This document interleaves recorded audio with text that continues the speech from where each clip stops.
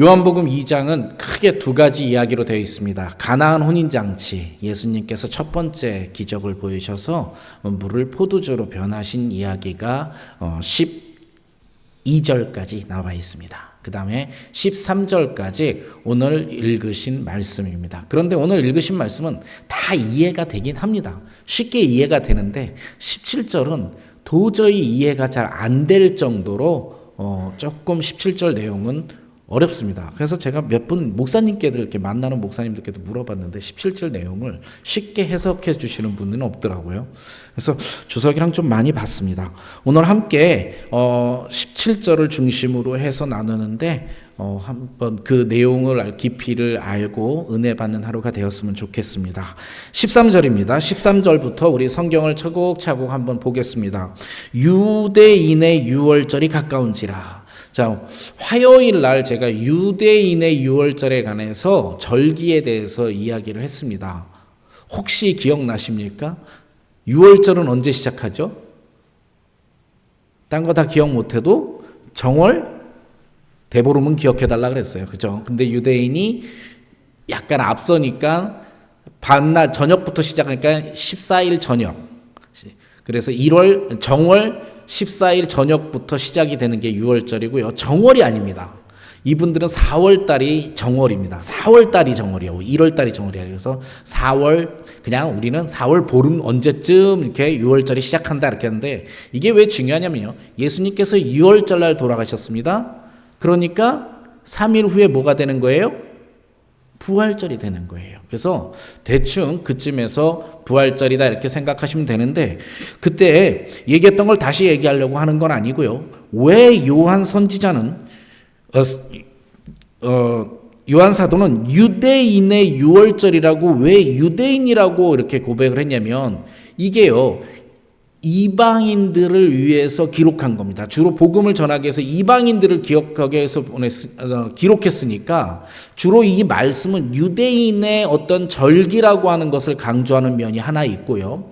두 번째는 이미 예수님이 십자가에 매달린 이후에 요한복음을 기록했잖아요. 그러니까 예수님이 십자가에 매달려서 부활을 했기 때문에 우리는 지금 유월절 매우 중요합니다. 유월절 매우 중요해요. 그렇지만 우리는 지금 유월절을 지내는 게 아니라 무엇을 기념합니까?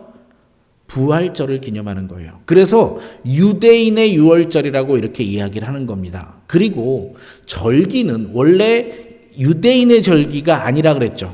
제가 출애굽기 12장 11절을 읽어드리면서 이렇게 했어요. 출애굽기 12장 11절 다시 한번 볼게요. 너희는 그것을 이렇게 먹을지니 허리에 띠고 발에 신을 신고 손에 지팡이를 잡고 급히 먹으라. 이것은 여호와의 절기니라. 여호와의 유월절이라. 여호와의 유월절이라. 그러니까 사실은 유월절은 여호와의 유월절이어야 돼요. 근데 이 이스라엘 민족이 자신들만의 유월절로 만들어버린 겁니다.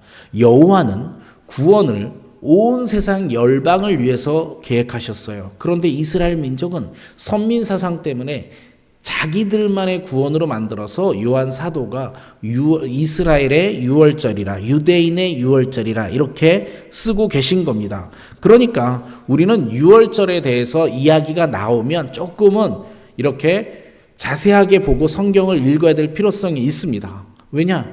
유월절은 구원하고 관계가 있기 때문에 그렇습니다.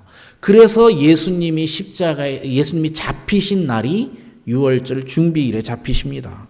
오늘 14절에 이렇게 되는데, 유월절이 이제 다가오니까 예수님께서 성전에 가십니다. 그런데 예수님이 공생애 동안 성경에 기록된 것은 3번 성전에 올라가셨습니다. 3번 올라가셨어요. 왜냐하면 왜 3번이냐면 예수님의 공생애가 3년인 건 아시죠? 그러면 유월절은 이스라엘 남성들은 성전에 올라가니까 해마다 한 번씩 가시면 3년 되는 겁니다. 그리고 또 성경에 또 기록도 있고요. 그런데 성전 정화 사건이 2번 있습니다. 한 번은 오늘 나오는 건데, 예수님이 공생애를 시작할 때 성전에 가서 성전을 정화하십니다.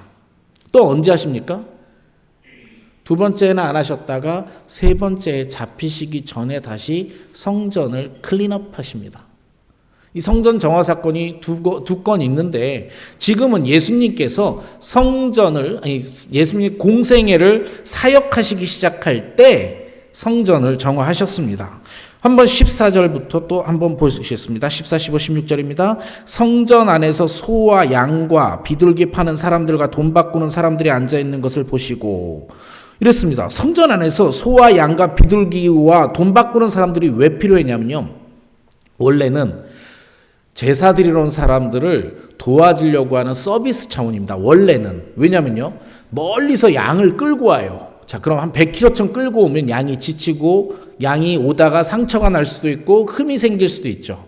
그러니까 그러지 말고 아예 재물을 깨끗한 흠 없는 것을 준비해 놓게 니네는 돈만 갖고 와 이렇게 된 겁니다. 그래서 원래는 성전에서 짐승을 파는 것이 안 되지만 제사를 드리는 것을 도와주기 위해서 성전이 있으면 이스라엘의 어떤 남자들만 들어가는 야드가 있고요. 그 다음에 여인의 야드, 여인의 뜰이 있어요. 그 다음에 이방인의 뜰이 바깥에 있는데 이 이방인의 뜰에서 장사를 한 겁니다.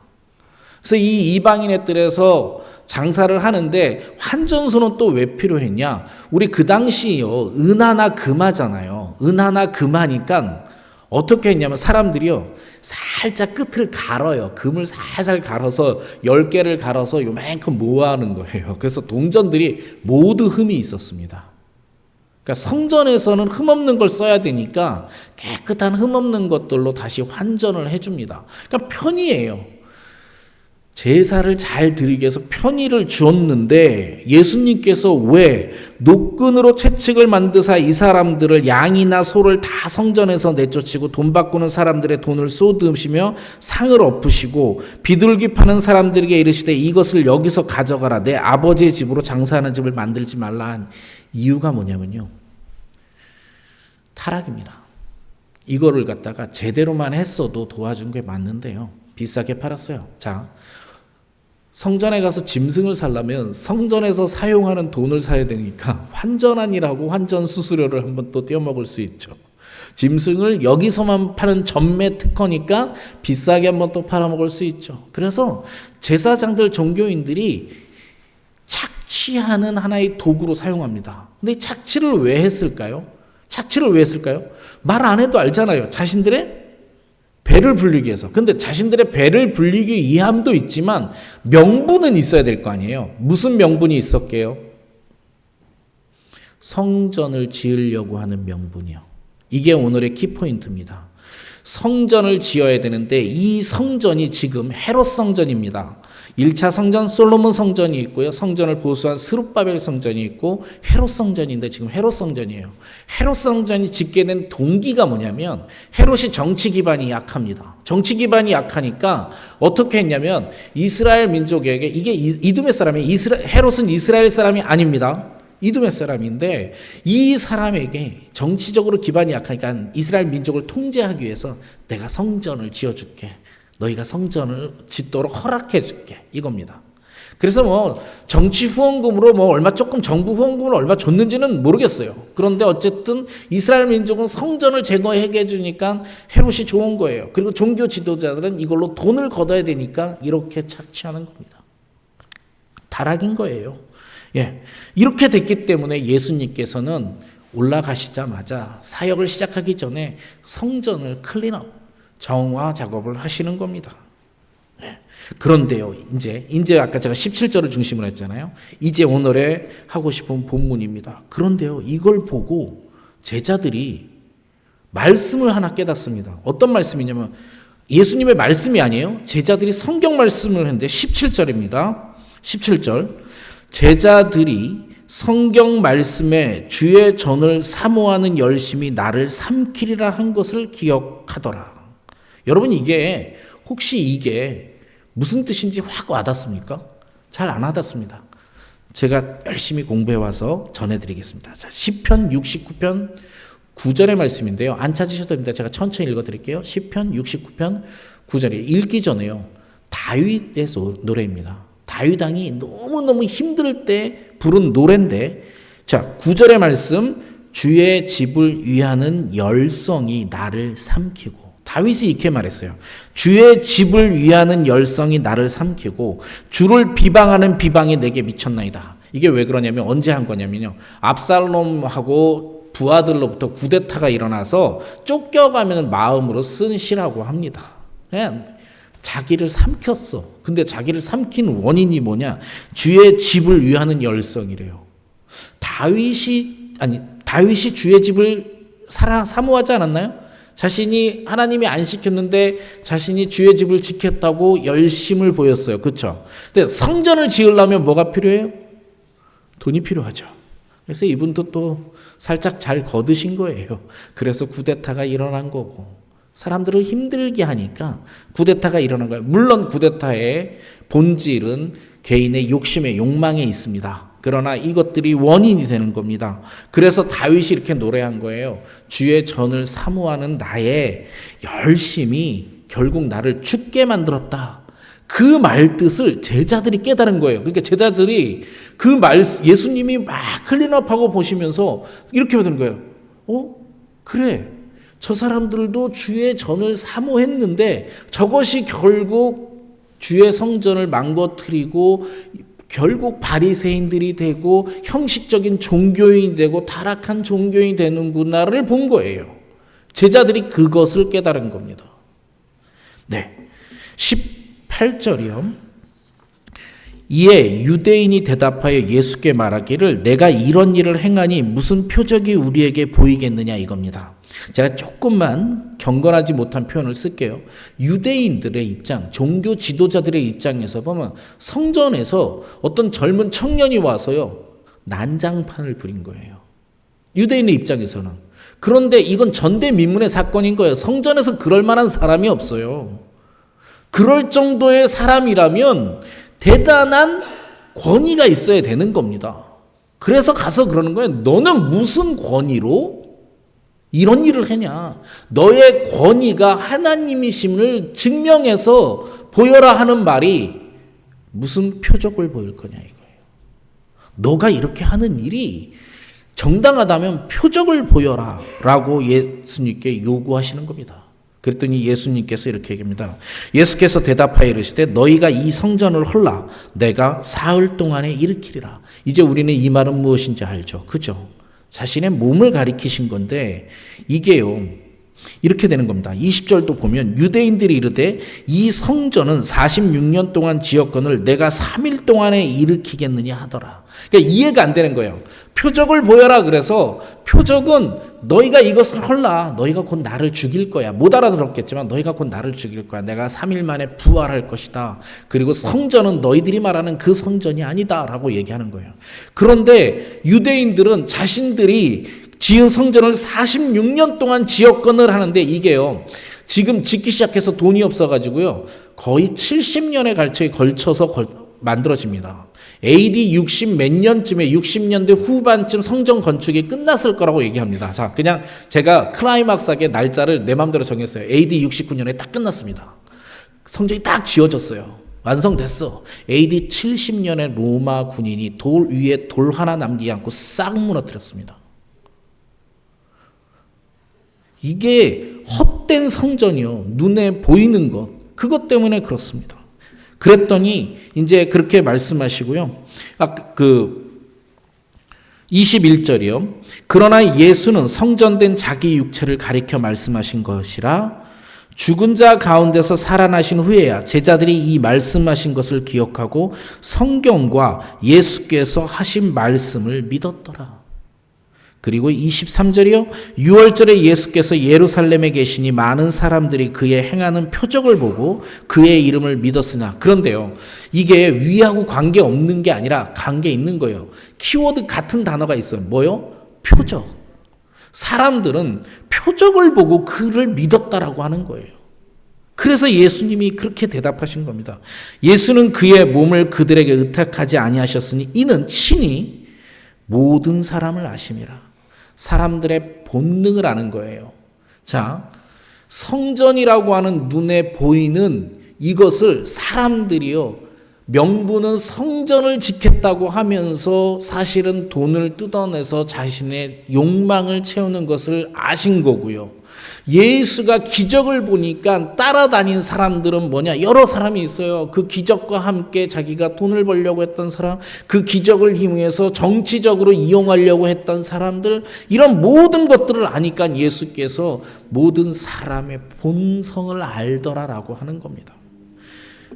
그래서 25절에 예수님께서 이렇게 말씀하십니다. 또 사람에 대하여 누구의 증언도 받으실 필요가 없었으니 이는 그가 친히 사람의 속에 있는 것을 아셨습니다. 예수님은요, 친히 증명할 필요가 없으시다라는 걸 요한이 기록한 거예요. 사람들은 표적을 보여라. 너의 권위가 뭐냐? 정말 하나님의 아들이면 표적을 나타내라. 그런데 예수님께서는 증명하지 않으셨던 거예요. 왜? 증명할 필요가 없는 진짜니까. 예, 그렇게 된 겁니다. 오늘 말씀은요, 이겁니다. 키포인트는 주의 전을 사모하는 열심이 나를 삼켰노라. 그런데요, 다시 한번 강조해서 뭐 발견하신 거 있나요? 주의 전을 사모하는 열심이 나를 삼키노라. 주를 사모하는 게 아니라 뭐를 사모해요? 주의 전을 사모했어요. 본질에 빗나갔어요. 사모해야 되는 것은 무엇인가요? 주님입니다. 이스라엘 민족, 종교 지도자들이 주님을 사모해야 되는데 주의 성전을 사모했어요. 다윗이 진짜로는 주를 사모했어야 되는데 성전에 더 포커스를 맞춘 겁니다. 그러니까 그것이 나를 망가뜨린 거예요. 제가 이 말씀에 무슨 예가 있을까를 막 고민하다가 제가 어렸을 때 교회 장로님이 생각났어요.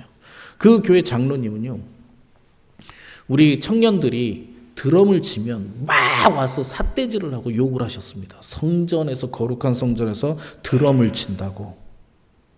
그래서 그 몇몇 청년들은 교회를 안 나왔습니다. 유명하신 분이에요. 그냥 열심이죠. 주의 성전을 거룩해야겠다고 만들겠다라는 열심인데, 그러나 외부에서 온 청년들은 그분이 그렇게 하는 걸 떠나서 교회를 떠났던 일도 있습니다. 그러니까 주의 전을 사모하는 것, 이것이 빗나간 본질일 수 있어요. 눈에 보이는 것들, 거룩하게 눈에 보이는 것들을 추구하다 보니까 우리는 본질, 주를 사모하는 것을 빗나갈 수 있습니다. 그게 나를 삼키게, 내 영을 죽게 만들 수도 있다는 겁니다. 오늘 아침에요, 우리들은 무엇에 집중해야 되는지 한번 고민하는 아침이 되었으면 좋겠습니다. 말씀을 마무리합니다. 로마 시대 때 그리스도인들을 보고 저들은 인비지블 신을 믿는다, 눈에 보이지 않는 신을 믿는다고 로마 사람들이 욕을 했습니다. 왜? 자신들은 우상을 세워놓고 눈에 보이니까. 그리스도인은 눈에 보이지 않는 하나님을 섬깁니다. 우리는 눈에 보이는 것들로 섬기는 것이 아닙니다. 본질은 주를 사랑하는 것. 그것이라면 우리 재단이 좀 화려하지 않아도, 뭐가 좀 나빠도 우리는 하나님을 사랑하는 것에 더 집중해야 됩니다. 우리가 교회 생활을 하다가 조금이라도 내 이웃이 무엇인가를 했는데 그거 마음에 안 들 수 있어요. 근데 그 마음에 안 드는 눈에 보이는 그 형식을 벗어나 주님을, 그 형제를 사랑하는 것이 주를 사랑하는 것입니다.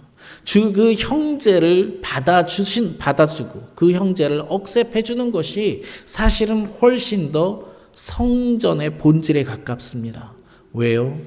성전은 예수 그리스도고요. 예수 그리스도를 중심으로 모여있는 우리의 모임입니다.